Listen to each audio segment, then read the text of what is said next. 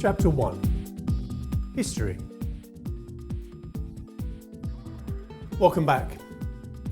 The first thing we need to learn about Baccarat is that despite its rather stylish European background for attracting the elites of the world, there are actually only two possible outcomes. Well, three really, but two major ones. And that's the player and the banker. You can bet on either. The third being the tie bet, or égalité. Results-wise, however, it's little more than an elaborate coin toss, albeit a slightly weighted one. Baccarat is, of course, a card game, dating back to the 18th century on the French side, with roots tracing back to the 15th century and the game's inventor, the Italian Felix Falguieri, who initially played the game with tarot cards and earned himself the name the Godfather of Baccarat. Well, it was Italian. The game grew and spread rapidly across Europe before making its way to Cuba and eventually to the United States. Today, Baccarat is notably the #1 game played in casinos in Far East Asia, a status it's maintained since its introduction back in the early 60s.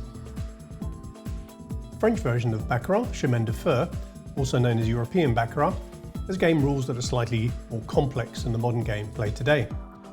In Chemin de Fer, the player holding the shoe and controlling the cards would have to honour all bets, hence that title Banker, a name that's pretty much stuck as the game continued to evolve. It also includes an optional draw on the banker hand. Both of these rules were then removed as the game grew into what is now known as Punto Banco, making the house responsible for all payments. Chemin de Fer is still played today, although finding the game might require a little effort. The last time I had a look, it was the Casino de Venezia in Venice. I'm sure there'll be others there.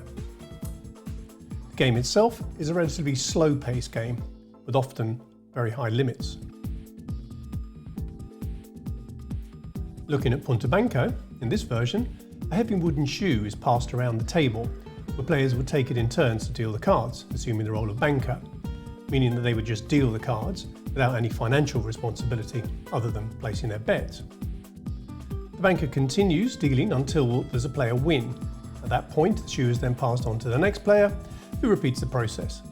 This cycle continues with each successive player until there are no more cards left in the shoe.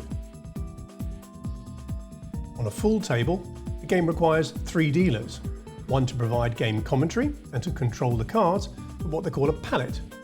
The remaining 2 dealers would handle the chip transactions and payouts on each side of the table.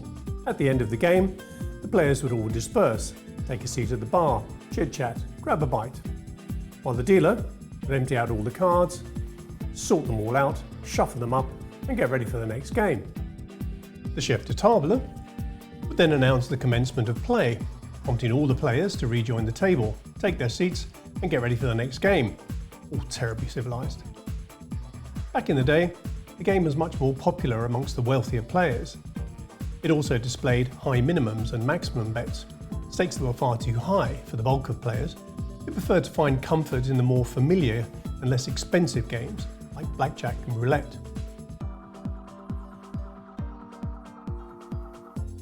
As its popularity grew, however, Baccarat became much more affordable to the masses. The rules were simplified, the shoe remained static, and the stakes became lower. And with only one dealer in charge of both cards and payouts, it was a real win-win for players and operators alike. Well, more for the operator really, as it meant a much faster game, vis-a-vis a greater turnover, plus there was a 2/3 reduction in staff. And they did it all for you. Today, Baccarat is still known to attract elite players and high rollers. This is particularly prevalent in Macau. For example, out of the 6,000 gaming tables available to players, roughly 85% of them were Baccarat tables. This meant that the remaining 15% of tables covered everything else, such as roulette and blackjack, sickbo, poker and anything else you'd care to think of, making Baccarat, in this part of the gambling world, a clear front runner.